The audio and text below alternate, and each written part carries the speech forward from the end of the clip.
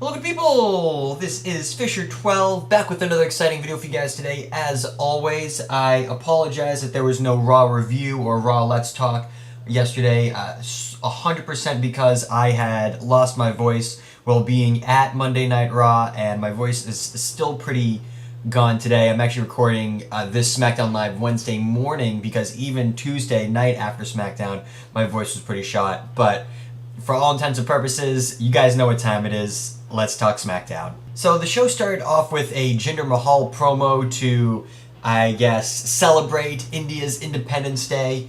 And I know WWE does these culture things all the time, but for whatever reason, this thing just seemed a little distasteful to me because it seemed like they were trying to specifically frame India or Hindi culture in a negative light, knowing people were gonna boo. It wasn't just like Jinder Mahal came out in some like Indian or Hindi celebratory celebration parade or something like that. They came out, they made a big deal about India's Independence Day. They had someone sing the national anthem, they had people come out and dance, and all just to get booed. It just wasn't sitting well with me. It seemed like a whole lot of effort, and like I talk about heat that the company gets versus heat that like the actual people get. I feel like this would be more along the lines of company heat. And the other issue that I just have with Jinder is that his anti-American gimmick is becoming cartoonish at this point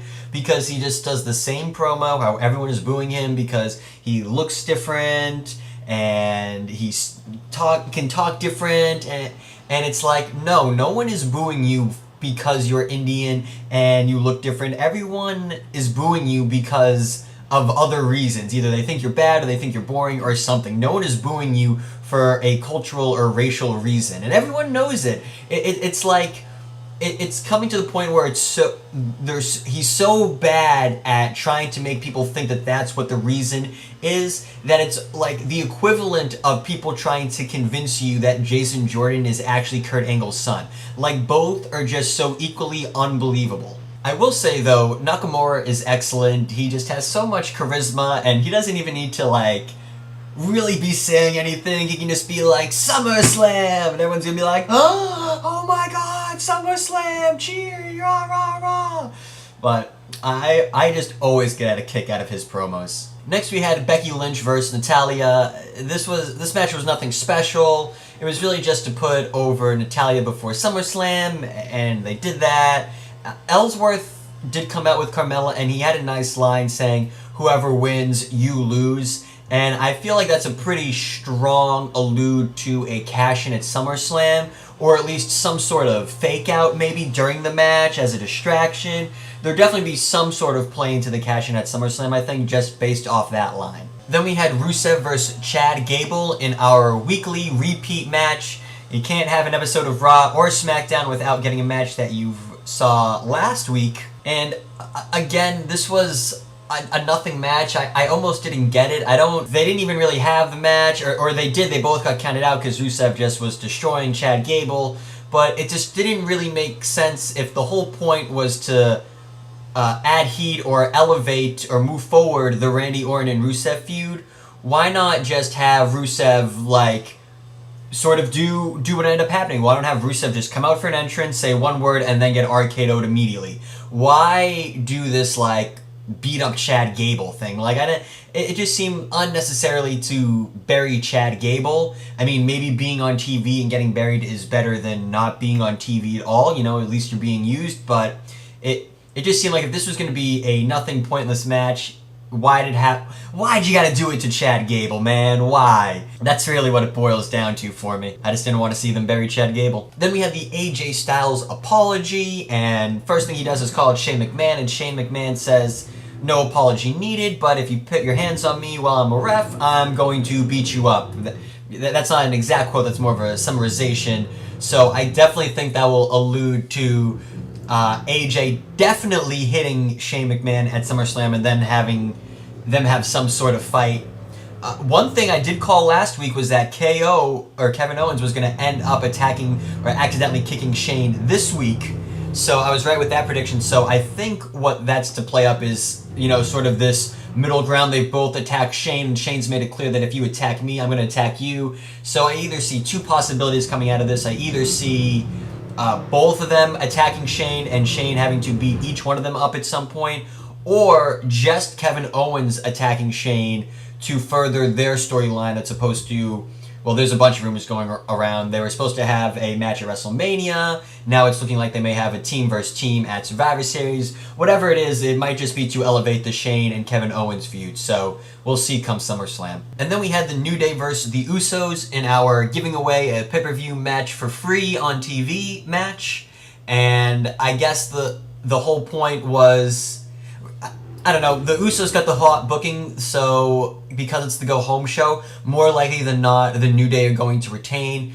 The match itself was nothing spectacular. I definitely think that their pay-per-view match will be much, much, much better, and I do like that they... anytime they bring up the free bird rule, I'm always a fan. I always mark out for that, so I was glad that that got a mention by Kurt Angle on SmackDown. Next, we had the Fashion Peaks finale, and if there was one thing I gathered from this, it's that they definitely, without a doubt, have no idea what they're doing, and they are making this up as they go along. If there was no bigger hint during this segment that that's actually what this whole thing has been, rewatch it, because even though they try to make it like jokingly obvious that there's no way they could be serious, they 100% were serious. There's never been any ideas or thoughts or anything behind it. There's no new tag team being called up, at least not yet. There was none of that happening. There was no one conclusion to this.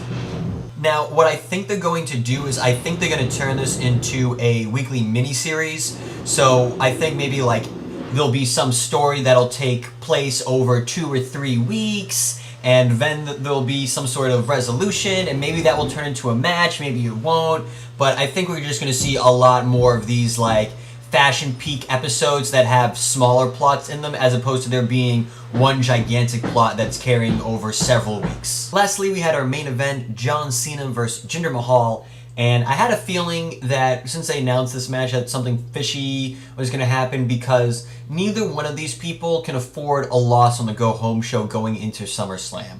You kind of knew that there had to be some sort of count-out or disqualification or something. You can't have Jinder Mahal lose, because that would have been his second loss 2 weeks in a row, which going into SummerSlam does not make your champion look strong. Granted, if you wanted to suspend belief that there is no way that Jinder Mahal could beat Shinsuke Nakamura because he's on a 2-loss losing streak, then maybe you could have gone in that direction, but there is definitely no way that John Cena was going to lose. John Cena just put over Shinsuke Nakamura. I don't think he was going to put over Jinder Mahal in this type of situation, because it was just a plain old TV match. It wasn't anything special. There was nothing behind it. And Jinder Mahal doesn't have the same hype as Shinsuke Nakamura, I guess you could say, for lack of a better word. So I was under the impression that there was definitely going to be some sort of interference, likely from Baron Corbin, and there was. Baron Corbin does his cash-in, and I don't want to spend too much time talking about the cash-in because I want to talk about that in a separate video, but I thought this execution of this failed cash-in was just awful. It was so bad. Corbin had a lack of urgency to cash in. Even when he realized that he was cashing in and he ran back to the ring and he hands it to the ref, he should have been shaking the ref come on, hurry up, and he did none of that. He just waited there, waited for Jinder Mahal, waited for the ref, and his decision to attack John Cena first when the bell rings just made no sense whatsoever. And I don't know if this was supposed to be intentional or not, but everyone saw it. The camera was zoomed in on Baron Corbin's face when he's waiting for Jinder Mahal to get up, and he's peeking over his right shoulder. His eyes are darting back. He's looking at Cena getting up on the apron to see. I'm not sure why he was peeking at Cena. Sticking in storyline and kayfabe, he was looking at Cena to see if Cena was going to interfere, what his situation is, seeing if he's going to do something. But the other possibility, at least, and this is what I thought when I first saw it, is that it was just bad acting. Baron Corbin knows that the next piece of the script is for him to go after John Cena, so I feel like he's looking over at John Cena to see if John Cena is ready to be attacked. And whatever the situation was, it wasn't good in either case, because you either make Baron Corbin look stupid for deciding to attack Cena after the bell rings. Like, why didn't Baron Corbin attack Cena the second he sees him crawling up the apron? Why does he wait so long? And then if it's the second reason, like, dude, if you know you're supposed to attack John Cena when the bell rings, don't look over at John Cena until the bell rings. John Cena's an expert at this. He'll make his cue. You don't have to worry about John Cena being ready. John Cena will be ready. Now, I don't know which one it is. Like I said, at first I thought it was sort of the second option, but everyone else seems to be alluding to the first option. But like I said, in any case, the outcome of both is not good. And I know I said I didn't want to spend a lot of time on this, and I'm still going to try to stick to that plan, but it was really frustrating that Baron Corbin, who is a fresh man, didn't have a match all night, didn't do anything, got rolled up by Jinder Mahal, who just went through a match and took 2 AAs, one from the top rope. There is no way that that guy should be able to overpower Baron Corbin with the roll-up. There's just no way. That just makes no sense whatsoever, and I just think that's awful storytelling. But ultimately, the point of this, I guess, was, well, to get the briefcase off Baron Corbin, but I think more so to build up heat for John Cena versus Baron Corbin at SummerSlam. Now, overall, I didn't really think this episode of SmackDown was that good. I didn't really feel like it didn't feel like a really good go-home show. It felt like this should have been last week's episode of SmackDown, and then next week you have, like, the go-home show because you have a bunch of stuff to build off of. So I don't really have much more to say than that, but I'm curious what you guys thought of this episode of SmackDown. Did you not like it like me, or did you like it? Did you think it was a good go-home show?